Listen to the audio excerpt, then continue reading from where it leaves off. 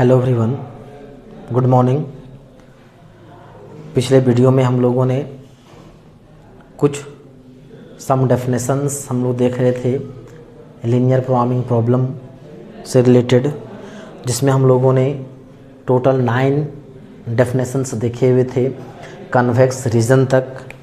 आज हम लोग को देखना है 10 नंबर में जो है नेक्स्ट जो डेफिनेशन होगा वह है फिजिबल रीजन।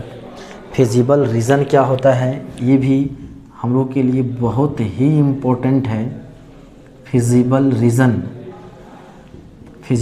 के बारे में हालांकि हम लोग डिस्कस किए हुए थे जब हम लोग पिछले वीडियोज़ में जब बोले थे क्लास 11 से रिलेटेड जो एक्सरसाइज था 31.1, तो वहाँ पे जो कॉमन रीज़न जो आता था, कॉमन जो रीज़न आता था जिसको हम लोग सेड करते थे, जो कॉमन रीज़न होता था वही उसका क्या कहलाता था, फिजिबल रीज़न कहलाता है। कोई भी जब जो कॉमन रीज़न आएगा इसको हम लोग सेट करते थे वो उसका क्या कहलाता है, फिजिबल रीज़न कहलाता है। तो बोल सकते हैं the common reason determined by all the common reason determined by all the क्या चीज़, constant, all the constraints including the constraints including the non negative restriction बोलते थे, या तो उसी को क्या बुलाता है जी, कंडीशन बुलाता है, नॉन नेगेटिव रिस्ट्रिक्शन ऑफ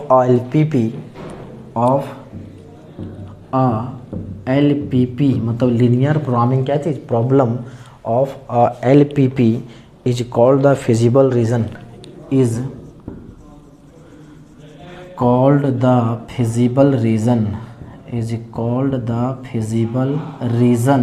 या तो उसी को बोला जाता है क्या चीज़ जी, सॉल्यूशन रीज़न। फिजिबल रीज़न या तो कौन सा रीज़न जी, सॉल्यूशन रीज़न, मतलब उसी रीज़न से हम लोग को क्या मिलने वाला है, सॉल्यूशन मिलने वाला है। हम लोग जानते हैं is called the solution reason, और हम जानते हैं कि सॉल्यूशन रीज़न जो होता है ये ऑलवेज क्या होता है, कन्वेक्स, एंड सॉल्यूशन रीज़न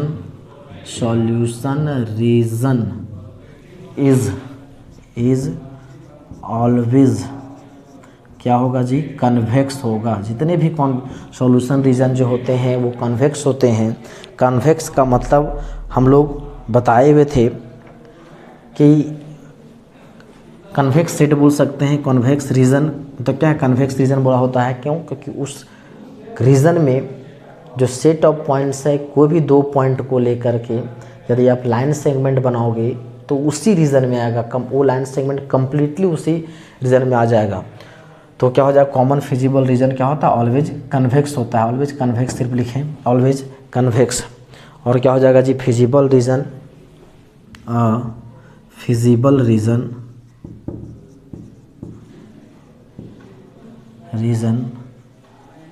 में बी बॉन्डेड और unbonded.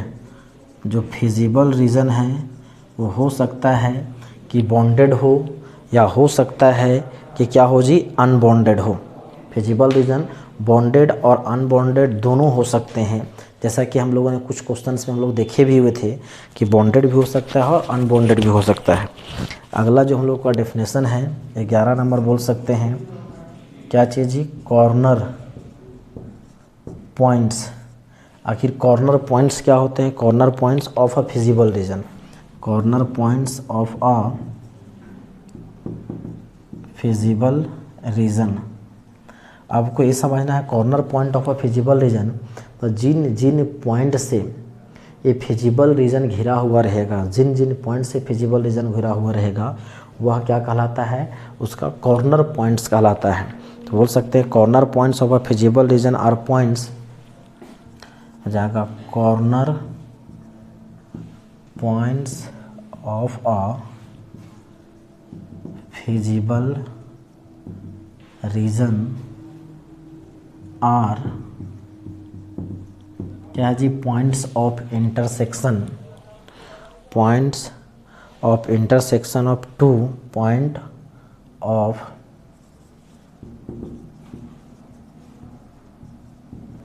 intersection of two boundary lines. जो दो बाउंड्री लाइंस होंगे उन दोनों लाइंस का जो पॉइंट ऑफ इंटरसेक्शन होगा उसका जो कोऑर्डिनेट होगा वह उसका क्या कहलाएगा जी, कॉर्नर पॉइंट्स कहलाएगा। अब इसका जो लास्ट जो है वह होता है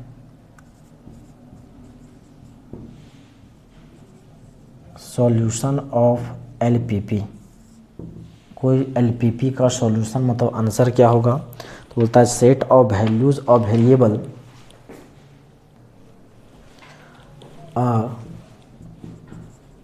set of values of variables satisfying set of values of variable satisfying the given constraint of the given constraint of the LPP is called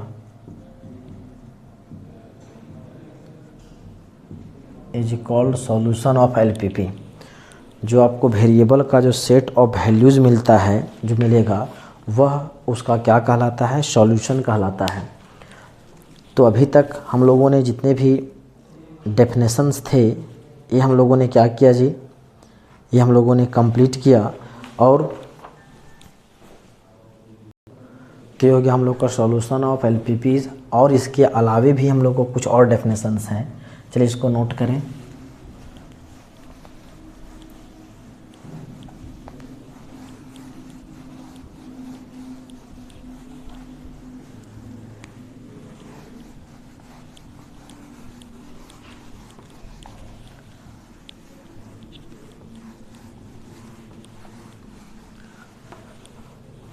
इसके बाद जो अगला डेफिनेशन है वो feasible solution of LPP.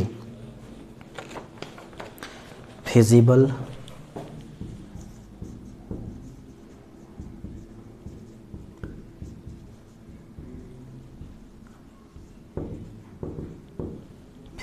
Solution of LPP.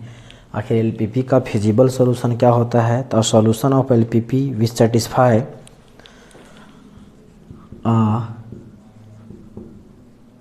solution of LPP which satisfy the given non-negative constraint, satisfy the non-negative restriction, the non-negative restriction of the LPP is called feasible solution। यदि कोई solution है और वो solution यदि उसके non negative conditions को भी satisfy कर रहा है तो उसका क्या कहलाएगा जी, फिजिबल सॉल्यूशन कहलाएगा। अगला है optimal solution of LPP. Optimal solution of LPP. आखिर ऑप्टिमल सॉल्यूशन क्या होता है, तो बोलता है feasible solution of LPP feasible solution of LPP which feasible solution of a LPP which optimizes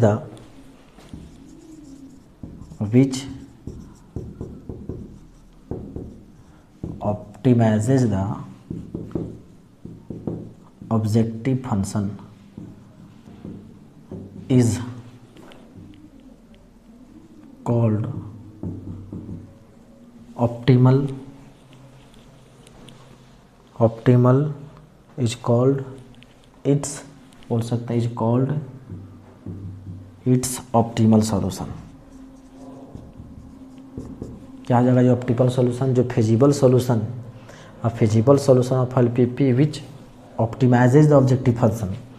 मतलब जो फिजिबल सॉल्यूशन का जो कॉर्नर पॉइंट कुछ ना कुछ कोऑर्डिनेट होंगे, उन कोऑर्डिनेट्स को कहाँ पुट करेंगे? ऑब्जेक्टिव फंक्शन में पुट करेंगे। तो वहाँ से जो वैल्यू मिलेगा जो उसको ऑप्टिमाइज़ करेगा, आप मिनिमम बोलेगा तो मिनिमम वैल्यू, मैक्सिमम बोलेगा तो मैक्सिमम वैल्यू, तो वो क्या कहलाता है? उसका ऑप्टिमल सॉल्यूशन कहलाता है। तो ऑप्टिमल मतलब उसमें मैक्सिमम और मिनिमम दोनों हो सकते हैं। तो क्वेश्चन पर डिपेंड करता है कि क्या बोला हुआ है। तो टोटल हम लोग को ये जो 14 जो है डेफिनेशंस थे वो हम लोगों ने कंप्लीट किया। क्या क्या जी? पहला हम लोग देखे थे उसमें कि आखिर लीनियर प्रोग्रामिंग क्या क्या था। फिर उसमें डेफिनेशंस में और देखे थे optimisation problem, linear programming problem, decision variable, objective function, linear constant, non negative restrictions. फिर उसी में था नॉन नेगेटिव जो है क्या बोलते हैं उसको, ऑप्टिमल वैल्यू, फिर कन्वेक्स रीजन। फिर हम लोगों ने देखा अभी आज एक कन्वेक्स रीजन के बाद फिजिबल रीजन देखा, corner points, solution of LPP, feasible region और ऑप्टिमल वैल्यूज़। तो ये सब सारे डेफिनेशंस हम लोग को जो है इम्पोर्टेंट है। लेकिन ये डेफिनेशंस को नोट कर लीजिए। ये डेफिनेशंस हम लोगों ने क्या किया, एक डेफिनेशन एज अ डेफिनेशंस हम लोग समझे हैं। अब हम लोग इतने सारे डेफिनेशंस को अब सवाल उठता है कितने डेफिनेशंस को याद रखना कैसे पॉसिबल है। तो उसको क्या करते हैं, एक एग्ज़ाम्पल लेते हैं, उस एग्ज़ाम्पल के हेल्प से हम लोग इन डेफिनेशंस को क्या करेंगे जी, याद रखने की कोशिश करेंगे। जैसा कि हम लोग जान रहे हैं कि ये जो चैप्टर हम लोग का क्या है, बार बार बोल रहे हैं कि चैप्टर क्या है, बिजनेस बेस्ड है।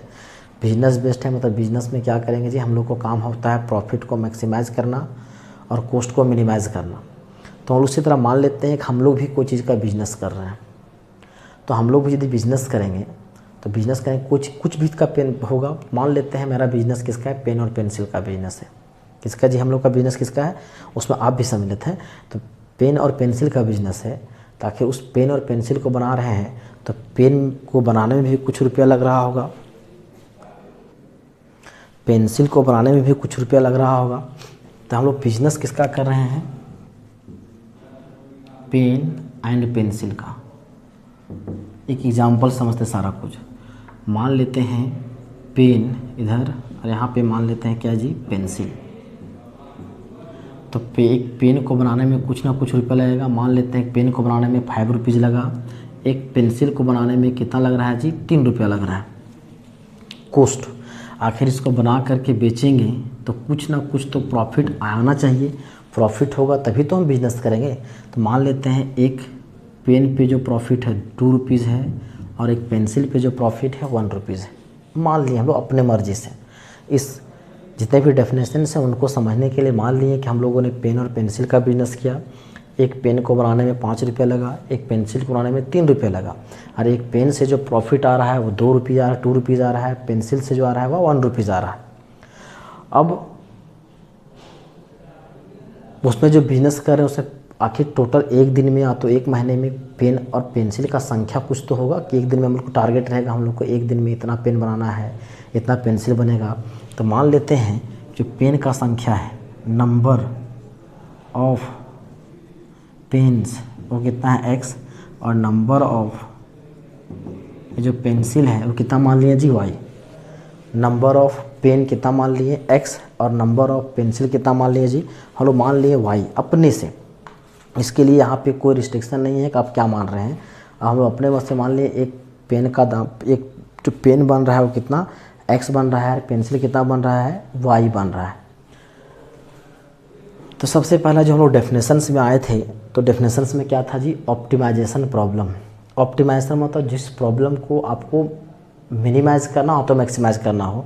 तो हम लोग को टोटल पेन कितना है जी x, पेंसिल कितना है y।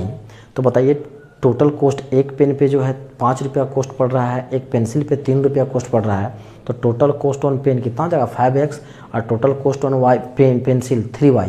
तो टोटल कॉस्ट यदि हम लोग बात करें यहाँ पे टोटल कॉस्ट ये कितना हो जाएगा 5x + 3y। एंड यदि टोटल प्रॉफिट की यदि बात करें तो टोटल प्रॉफिट कितना हो जाएगा जी 2x प्लस वाई। तो लोग तो कुछ ना कुछ आज हम लोग को इसी को क्या करना है, इस टोटल कॉस्ट को क्या करेंगे, इस मिनिमाइज़ करना है, प्रॉफिट को क्या करना है, मैक्सिमाइज़ करना है। तो ये हम लोग को क्या हुआ, इसी जिसको हम लोग मैक्सिमाइज़ करेंगे या तो मिनिमाइज़ करेंगे, उसी प्रॉब्लम को हम लोग क्या बोलते थे जी, ऑप्टिमाइजेशन प्रॉब्लम, जिसको हम लोग क्या करना, मैक्सिमाइज या तो मिनिमाइज। अब जो प्रॉब्लम क्रिएट हुआ, इस प्रॉब्लम को सॉल्व करने का कुछ ना कुछ तो मेथड होगा, तो उसको बोला जाता है लीनियर प्रोग्रामिंग।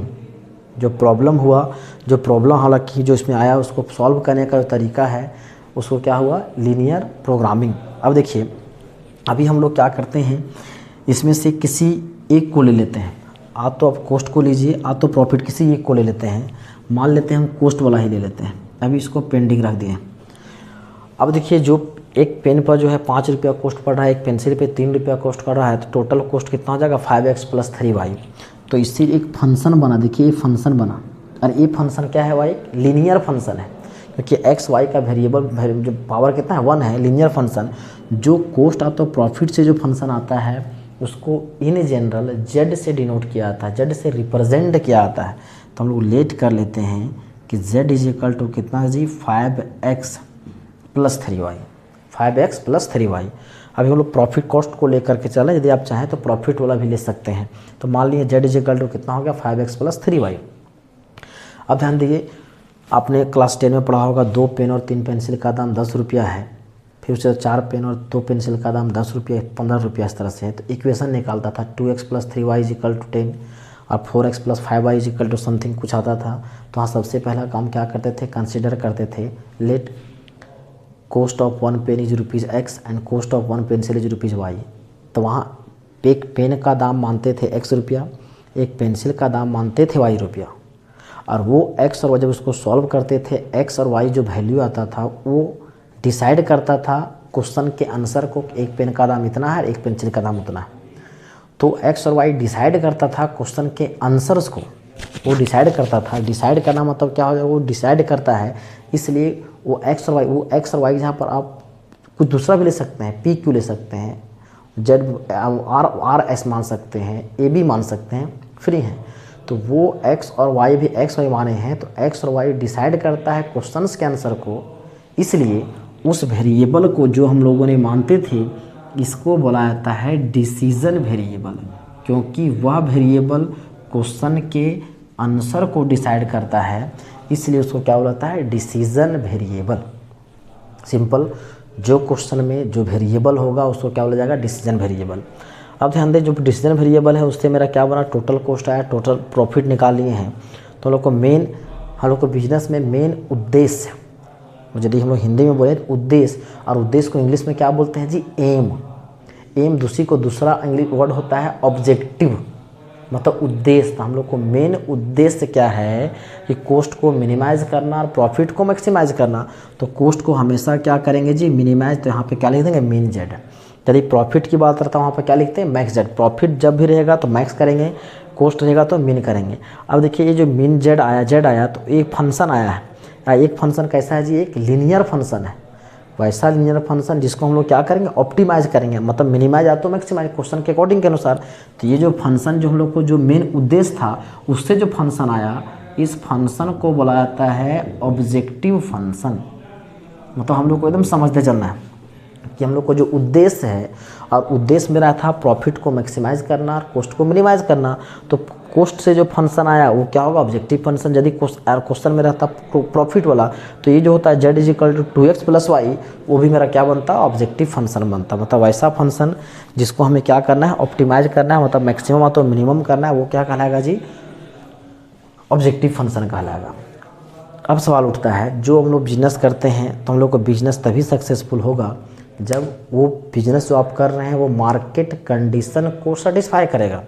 मार्केट कंडीशन का सेटिस्फाई करेगा। मान के चलिए, पेन का दाम 5 रुपया है, लगा रहे हैं हम लोग, कॉस्ट पड़ रहा है 2 रुपया प्रॉफिट हो रहा है, तो उसको बेचेंगे कितना जी, 7 रुपीज़ में बेचना चाहिए। 7 रुपये में यदि उस पेन का कॉस्ट, अब यदि मूल्य उसका जो है सेलिंग प्राइस आप रख दीजिएगा 25 रुपीज़, तो मेरा पेन बिकने वाला नहीं है।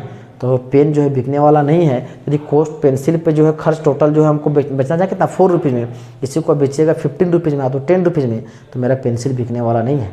तो लोग को मार्केट कंडीशन के अनुसार से जो प्रोडक्ट आप तैयार कर रहे हैं उसका क्या होना चाहिए, मूल्य होना चाहिए, प्राइस होना चाहिए। तो जो मार्केट कंडीशन को सेटिस्फाई करते हुए जो मार्केट कंडीशंस जो होगा, आखिर मान के चलिए 2 पेन और 3 पेंसिल का दाम 10 रुपया बोले, तो उससे क्या बना, इक्वेशन बना 2x + 3y = 10।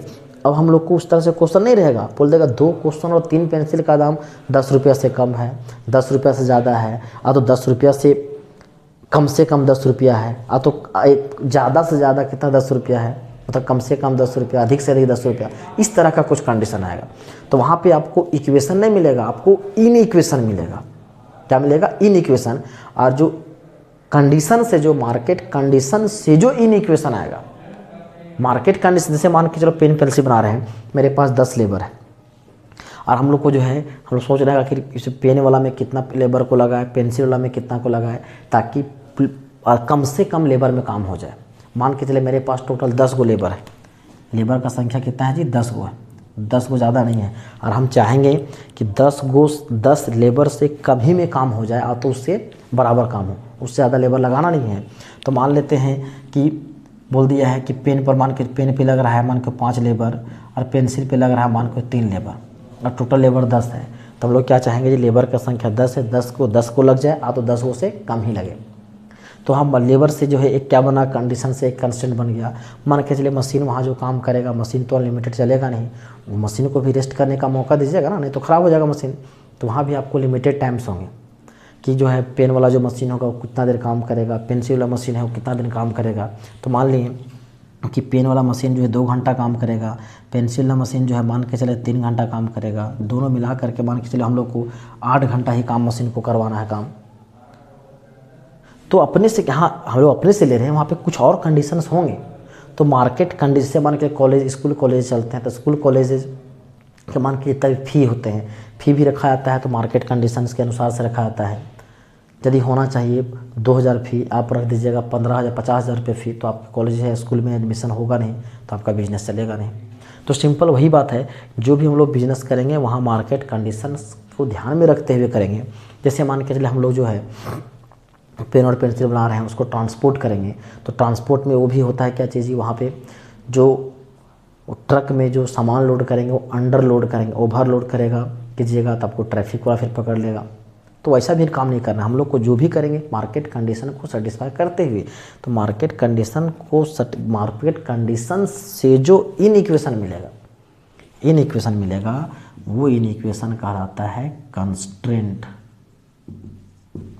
वो इन इक्वेशन क्या कहलाता है जी, कंस्ट्रेंट। मार्केट कंडीशन से जो इन इक्वेशन मिलेगा वो क्या कहलाता है, कंस्ट्रेंट।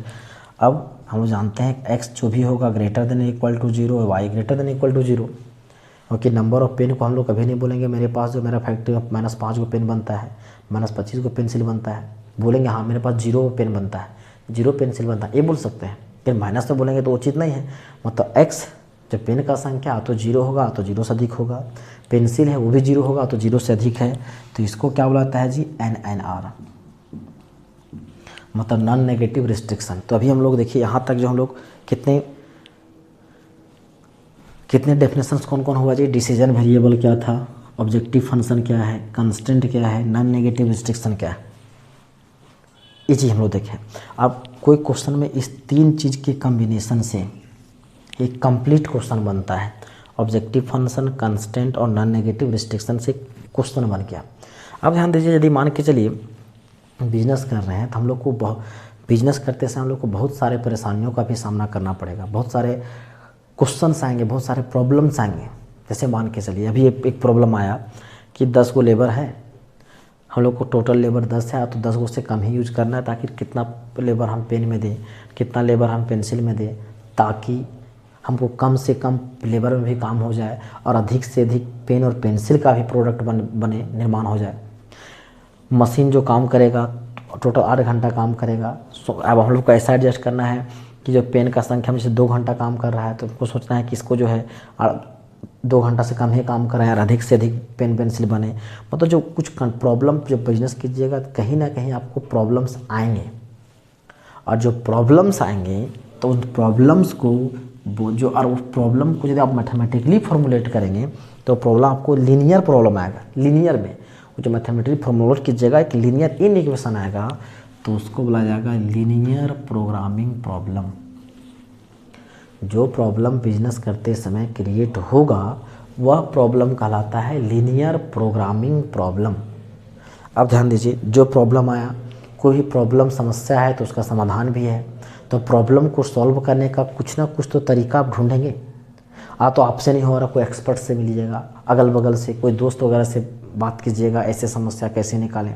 तो वहाँ क्या है, जो भी प्रॉब्लम आएगा उससे निकलने का भी कुछ ना कुछ तरीका होगा, मेथड होगा। तो उस प्रॉब्लम को सॉल्व करने का कुछ ना कुछ मेथड होगा, और जिस मेथड से उसको आप सॉल्व कीजिएगा वह मेथड कहलाता है लीनियर प्रोग्रामिंग, जो चैप्टर का नाम है।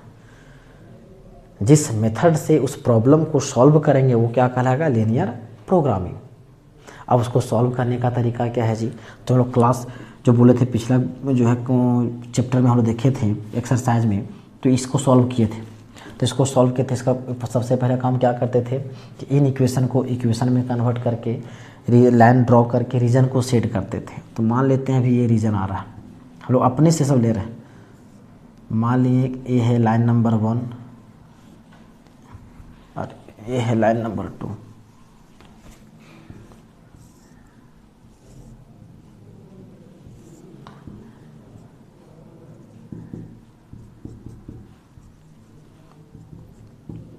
एक है लाइन नंबर 1, दूसरा लाइन नंबर 2।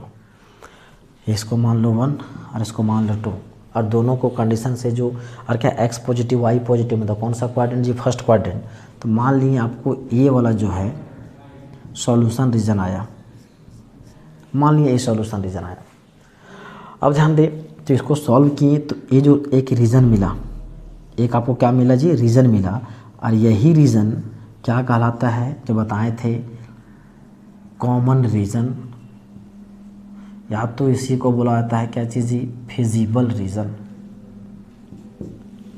कॉमन रीजन आता है क्या चीज़ जी, फिजिबल रीजन। मतलब इस रीजन में जितने सारे पॉइंट्स है वो कंस्ट्रेंट को भी सेटिस्फाई कर रहा है, नॉन नेगेटिव रिस्ट्रिक्शन को भी सेटिस्फाई कर रहा है। तो नॉन नेगेटिव रिस्ट्रिक्शंस वगैरह से जितने भी जो भी रीजन आपको आते हैं, कॉमन आते हैं, वह रीजन क्या कहलाता है जी, फिजिबल रीजन कहलाता है। फिजिबल रीजन कहलाता है ए रीजन। अब ध्यान दीजिए, ये जो रीजन आया है तो अभी क्या है, बॉन्डेड है। अब ये रीजन आया है तो कोई ना कोई पॉइंट से घिरा हुआ है। तो मान के एक पॉइंट ये है, एक ये है, ये है, ये है, ओ, इसका नाम दिए ए, इसको मान लिए बी, इसको मान लिए सी। इसका कुछ ना कुछ तो कोऑर्डिनेट होगा, इसका भी कुछ ना कुछ कोऑर्डिनेट होगा, यहाँ भी कुछ ना कुछ कोऑर्डिनेट होगा। ये तो है ऑलरेडी 0 0 है।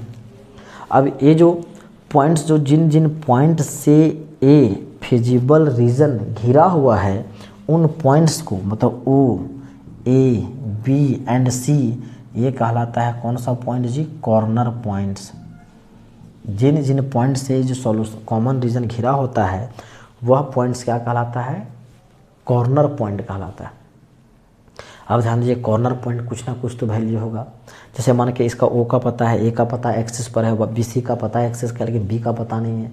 तो बी को क्या करेंगे, इन दोनों इक्वेशंस को सॉल्व करेंगे, जैसे कि आप क्लास 10 में सॉल्व करते थे।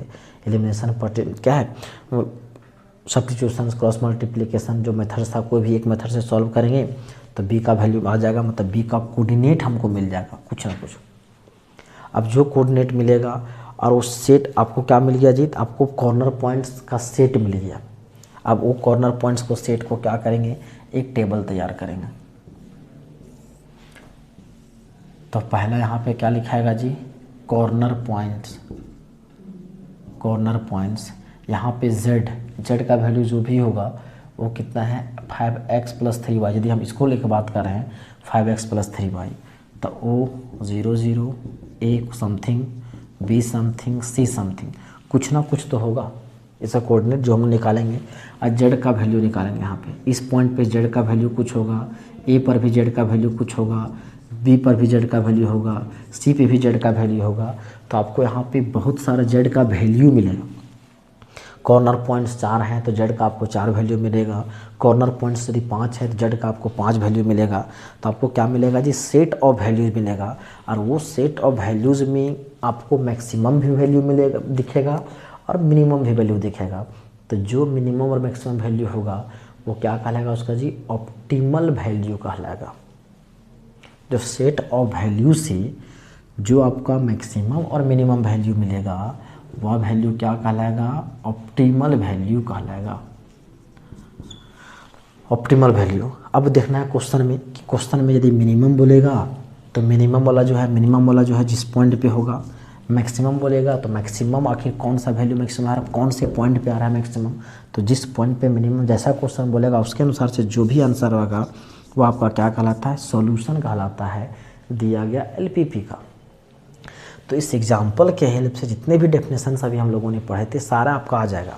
क्या क्या देखें इसमें जी? डिसीजन वेरिएबल देखें, objective function, constant, non negative restriction, linear programming problem, linear programming, feasible region, corner points, optimal value, solution region, फिर जो है उसी में आ गया हाँ कन्वेक्स सेट भी बोल सकते हैं। देखिए ये जो रीजन आया है कॉमन रीजन, अब ये बॉन्डेड है। अब देखिए इस जितने भी इस रीजन के अंदर कोई भी बहुत सारे पॉइंट्स हैं, कोई भी 2 पॉइंट्स को यदि आप मिला दीजिएगा लाइन सेगमेंट वो कम्प्लीटली उसी रीजन में लाइज करेगा। तो ये रीजन कैसा रीजन कहलाएगा जी? कन्वेक्स रीजन कहलाएगा। तो ये रीजन क्या है? ऑलवेज ये जो कॉमन रीजन होता है वो क्या होता है? ऑलवेज कन्वेक्स होता है। वो बॉन्डेड और अनबॉन्डेड कोई भी हो सकता है। तो इस तरह से हम लोग अभी जितने भी डेफिनेशंस थे उन डेफिनेशंस को हम लोगों ने क्या किया जी? डिस्कस किया एक एग्जाम्पल के हेल्प से। तो यहाँ से आपको ज़्यादा समझ आया होगा। चलिए यहाँ तक इसको नोट कर लें, उसके बाद हम लोग पढ़ेंगे जनरल लीनियर प्रोग्रामिंग प्रॉब्लम का फॉर्मेट क्या है और उसको कैसे मैथमेटिकली सॉल्व, किस तरह से क्वेश्चंस आएंगे, कैसे आपको सॉल्व करने हैं। तो ये सब सारा चीज़ हम लोग एक एक करके डिस्कस करेंगे। लेकिन फ़िलहाल अभी यहाँ तक नोट कर लें। आज के लिए इतना ही। धन्यवाद।